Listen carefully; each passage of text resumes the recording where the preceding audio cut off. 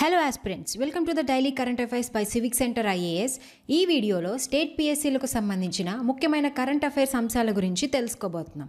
ఇందులో మొదటి ఆర్టికల్ని కనుక చూసుకున్నట్లయితే, ముంబైకి చెందిన 26 ఏళ్ల యువతిని ఢిల్లీ పోలీస్ సిబ్బందిగా నటిస్తూ సైబర్ నేరగాళ్లు చేసిన మోసానికి వీడియో కాల్లో బలవంతంగా బట్టలు విప్పించిన ఘటన వెలుగు చూసింది. అసలు ఈ డిజిటల్ అరెస్ట్ అంటే ఏమిటో ఇప్పుడు తెలుసుకుందాం. డిజిటల్ అరెస్ట్ అనేది ఒక అధునాతన సైబర్ క్రైమ్ వ్యూహం. ఇక్కడ మోసగాళ్లు వర్చువల్ అరెస్ట్లో ఉన్నారని నమ్మించి వ్యక్తులను మోసం చేయడానికి చట్ట అమలు అధికారణ వేషధారణ వేస్తారు. ఈ స్కామ్లో బాధితులను వీడియో కాల్స్ ద్వారా కనెక్ట్ అవ్వమని బలవంతం చేయడం, ఆ సమయంలో డబ్బు బదిలీ చేయమని చెప్పడం లేదా సున్నితమైన సమాచారాన్ని బహిర్గతం చేయడం వంటివి జరుగుతాయి. ఇప్పుడు మోడస్ ఆపరెండి గురించి తెలుసుకుందాం. ఇందులో ముఖ్యంగా స్కామర్లు బాధితులను తరచుగా central bureau of investigation, enforcement డైరెక్టర్గా లేదా స్థానిక పోలీసుగా మొదలైన సంస్థల అధికారులుగా ఉన్నామంటూ నటిస్తారు. రెండవది, బాధితుల్లో భయాన్ని సృష్టించడం. మనీ లాండరింగ్, అక్రమ రవాణా వంటి తీవ్రమైన నేరాల్లో పాల్గొన్నట్టు బాధితులకు తప్పుడు సమాచారం ఇచ్చి వారిని భయానికి గురి చేయడం జరుగుతుంది. మూడవది, వర్చువల్ డిటెన్షన్. అంటే బాధితులను నిరంతర వీడియో కమ్యూనికేషన్ కోసం బలవంతం చేస్తూ సమర్థవంతంగా వారిని డిజిటల్ అరెస్ట్ కింద ఉంచడం జరుగుతుంది. నాలుగవది, దోపిడీ. అంటే ఇక్కడ భౌతికంగా అరెస్టు చేయకుండా తప్పించుకునే ముసుగులో బాధితులను పెద్ద మొత్తంలో డబ్బు చెల్లించాలని ఒత్తిడి తెస్తూ ఉంటారు. ఈ విధంగా డిజిటల్ అరెస్టులు అనేవి జరుగుతూ ఉంటాయి. ఇకపోతే రెండవ ఆర్టికల్ విషయానికి వస్తే, 2023లో కొత్త ఇన్ఫెక్షన్లు 2010తో పోలిస్తే దాదాపుగా 44% వరకు తక్కువగా ఉన్నాయని, ఎయిడ్స్ సంబంధిత మరణాలు 79% తగ్గాయని కేంద్ర ఆరోగ్య శాఖ మంత్రి జేపీ నడ్డా ఆదివారం ప్రపంచ ఎయిడ్స్ దినోత్సవాన్ని పురస్కరించుకొని నిర్వహించిన ఒక కార్యక్రమంలో చెప్పడం జరిగింది. ఇప్పుడు హెచ్ఐవి ఎయిడ్స్ వ్యాధి గురించి తెలుసుకుందాం. అక్వైర్డ్ ఇమ్యూనోడెఫిషియన్సీ సిండ్రోమ్, ఎయిడ్స్ అనేది హ్యూమన్ ఇమ్యూనోడెఫిషియన్సీ వైరస్ హెచ్ఐవి వల్ల కలిగే దీర్ఘకాలిక మరియు ప్రాణాంతక వ్యాధిగా చెప్పుకుంటాం. హెచ్ఐవికి చికిత్స చేయకపోతే అది ఎయిడ్స్గా దారితీస్తుంది. ఇది శరీరం యొక్క రోగనిరోధక వ్యవస్థలోని ఒక రకమైన తెల్ల రక్త కణమైన CD4పై దాడి చేస్తూ ఉంటుంది. టీ కణాలు శరీరం చుట్టూ తిరిగే కణాలలో అసాధారణతలు, ఇన్ఫెక్షన్లకు గురి చేస్తాయి. ఇది శరీరంలోకి ప్రవేశించిన తరువాత హెచ్ఐవి తనని తాను రెట్టింపు చేసుకొని CD4 కణాలను నాశనం చేస్తుంది. తద్వారా మానవ రోగ నిరోధక వ్యవస్థను తీవ్రంగా ఇది దెబ్బతీస్తుంది. ఒకసారి ఈ వైరస్ శరీరంలోకి ప్రవేశించిన తరువాత దాన్ని ఎప్పటికీ మనం తొలగించలేం. అదేవిధంగా హెచ్ఐవి సోకిన వ్యక్తి యొక్క CD4 కౌంట్ అనేది గణనీయంగా తగ్గిపోతుంది. దీని యొక్క ట్రాన్స్మిషన్ చూసుకున్నట్లయితే, గుర్తించదగిన వైరల్ లోడ్ ఉన్న హెచ్ఐవి సోకిన వ్యక్తి నుంచి కొన్ని శరీర ద్రవాలతోటి ప్రత్యేక సంబంధంలోకి రావటం ద్వారా హెచ్ఐవి వ్యాప్తిస్తుంది. ఎక్కువగా ఇది రక్తం, వీర్యం, మలద్రవం, యోని ద్రవం ద్వారా లేదా తల్లిపాల ద్వారా ఇది ఎక్కువగా వ్యాప్తి చెందుతూ ఉంటుంది. దీని యొక్క లక్షణాలను చూసుకున్నట్లయితే, హెచ్ఐవి ఎయిడ్స్గా మారిన తర్వాత తీవ్రంగా అలసట రావటం, జ్వరం, జననేంద్రియాలు లేదా మెడ చుట్టూ పుండ్లు, న్యూమోనియా వంటి ప్రారంభ లక్షణాలను ఇది కలిగి ఉంటుంది. దీని చికిత్స చూసుకున్నట్లయితే యాంటీ రెట్రోవైరల్ థెరపీ, ఆర్ట్లో ప్రతిరోజు హెచ్ఐవి మందుల కలయిక ఉంటుంది. హెచ్ఐవిని నయం చేయదు, కానీ ఇది వైరస్ను నియంత్రించగలదు. హెచ్ఐవి ఉన్నవారు ఎక్కువ కాలం ఆరోగ్యకరమైన జీవితాలను గడపడానికి అనుమతించి ఇది ఇతరులకు వైరస్ వ్యాప్తి చెందే ప్రమాదాన్ని తగ్గిస్తూ ఉంటుంది. రెండవది, pre exposure prophylaxis, PrEP. HIV లేనివారు కానీ వచ్చే ప్రమాదం ఉన్నవారికి PrP రోజువారీ మాత్రగా ఇస్తారు. దీనిని తీసుకున్నప్పుడు PrEP హెచ్ఐవి సంక్రమణ ప్రమాదాన్ని తగ్గిస్తూ ఉంటుంది. హెచ్ఐవి ఎయిడ్స్ను ఎదుర్కోవడంలో పురోగతిని కనుక చూసుకున్నట్లయితే, 2010తో పోలిస్తే 2023లో కొత్త హెచ్ఐవి ఇన్ఫెక్షన్లు 44% తక్కువగా ఉన్నాయి.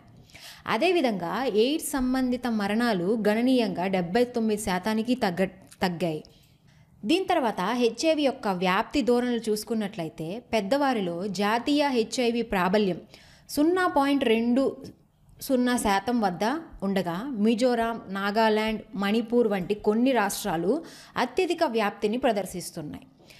పంజాబ్లో పెరుగుతున్న ధోరణి అనేది కొంచెం ఆందోళనకరంగానే ఉంది. దీని తర్వాత హై రిస్క్ గ్రూపులు గనక మనం చూసుకున్నట్లయితే మహిళా సెక్స్ వర్కర్లు, ట్రాన్స్జెండర్లు, ట్రక్ మరియు వలసదారుల్లో దీని యొక్క వ్యాప్తి అనేది ఎక్కువగా ఉంది.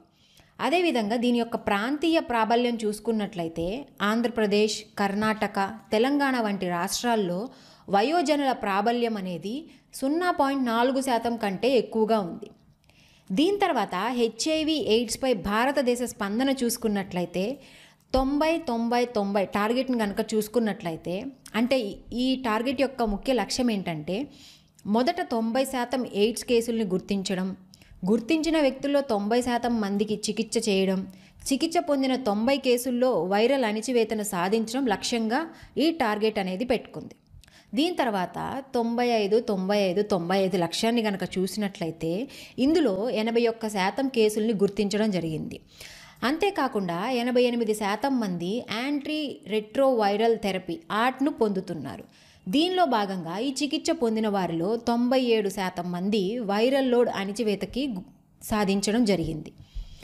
ఇకపోతే 3వ ఆర్టికల్ని కనుక చూసుకున్నట్లయితే అమెరికా డాలర్ను దెబ్బతీసేలా వ్యవహరిస్తే 9 దేశాల కూటమిపై 100% సుంకాలు విధిస్తామని అమెరికా అధ్యక్షుడిగా ఎన్నికైన డొనాల్డ్ ట్రంప్ హెచ్చరించడం జరిగింది. బ్రెజిల్, రష్యా, ఇండియా, చైనా, దక్షిణాఫ్రికా, Egypt, Ethiopia, Iran, United Arab Emirates కూడిన బ్రిక్స్ కూటమిలోని దేశాలను ఉద్దేశించి ట్రంప్ చెప్పడం జరిగింది. ఇప్పుడు బ్రిక్స్ గురించి తెలుసుకుందాం. బ్రెజిల్, రష్యా, ఇండియా, చైనా, దక్షిణాఫ్రికా వంటి ప్రపంచంలోని ప్రముఖ వర్ధమాన ఆర్థిక వ్యవస్థల సమూహానికి బ్రిక్స్ ఒక వేదికగా ఉంటుంది. బ్రిక్స్ ఏర్పాటును గనక చూసుకున్నట్లయితే దీనిని 2006లో రష్యాలోని సెయింట్ పీటర్స్బర్గ్లో జరిగిన G8 అవుట్రీచ్ శిఖరాగ్ర సమావేశ సందర్భంగా బ్రెజిల్, రష్యా, భారతదేశం, చైనా నాయకుల సమావేశంలో ఈ సమూహం మొదటగా అనధికారికంగా ఏర్పడి తరువాత 2006లో న్యూయార్క్లో జరిగిన మొదటి బ్రిక్ విదేశాంగ మంత్రుల సమావేశంలో ఇది అధికారికంగా ప్రారంభమైంది. 2009లో రష్యాలోని యెకాటెరిన్బర్గ్లో తొలి బ్రిక్స్ సదస్సు అనేది జరిగింది. అదేవిధంగా మరుసటి సంవత్సరం అంటే 2010 సంవత్సరంలో దక్షిణాఫ్రికాతో కలిసి బ్రిక్స్ అనే గ్రూపును ఏర్పాటు చేశారు. పోర్టులేజాలో జరిగిన 6వ బ్రిక్స్ శిఖరాగ్ర సదస్సు 2014 సందర్భంగా న్యూ డెవలప్మెంట్ బ్యాంక్ NDB ఏర్పాటు ఒప్పందంపై ఇరువురు నేతలు సంతకాలు చేయడం జరిగింది. దీని యొక్క నిధుల నిర్మాణం చూసుకున్నట్లయితే ప్రస్తుతం బ్రిక్స్ ఆర్థిక వ్యవస్థలో new development bank, contingent reserve arrangement అనే 2 సంస్థలు ఉన్నాయి. ఉత్తర అమెరికా, పశ్చిమ ఐరోపాలోని సంపన్న దేశాల రాజకీయ, ఆర్థిక శక్తిని సవాలు చేయడానికి ప్రపంచంలోని అత్యంత ముఖ్యమైన అభివృద్ధి చెందుతున్న దేశాలను ఏకతాటిపైకి తీసుకురావడానికి ఈ సమూహం రూపొందించబడింది. Egypt, Ethiopia, Iran, Saudi Arabia, United Arab ఎమిరేట్స్లను 2024 జనవరి 1 నుంచి సభ్యులుగా ఆహ్వానించడం జరిగింది. దీని తర్వాత డీడాలరైజేషన్ అంటే ఏమిటో తెలుసుకుందాం. డీడాలరైజేషన్ అనేది దేశాలు US డాలర్పై ఆధారపడటాన్ని రిజర్వ్ కరెన్సీగా, మారకం మాధ్యమంగా మరియు ఖాతా యూనిట్గా తగ్గించే ప్రక్రియను ఇది సూచిస్తుంది. రిజర్వ్ కరెన్సీ అనేది అంతర్జాతీయ లావాదేవీలను సులభతరం చేయడానికి, మారకపు రేట్లను స్థిరీకరించడానికి, ఆర్థిక విశ్వాసాన్ని పెంచడానికి కేంద్ర బ్యాంకులు కలిగి ఉన్న ఒక విదేశీ కరెన్సీగా చెప్పుకుంటాం.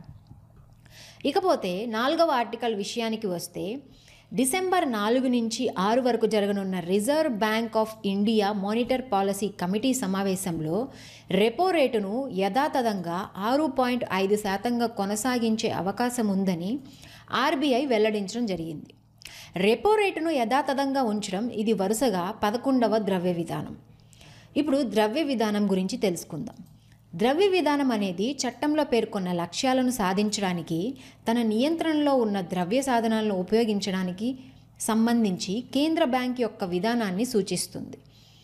RBI ద్రవ్య విధానం యొక్క ప్రాథమిక లక్ష్యం వృద్ధి లక్ష్యాన్ని దృష్టిలో ఉంచుకొని ధరల స్థిరత్వాన్ని కాపాడటం, సుస్థిర వృద్ధికి ధరల స్థిరత్వం తప్పనిసరి అని వివరిస్తుంది.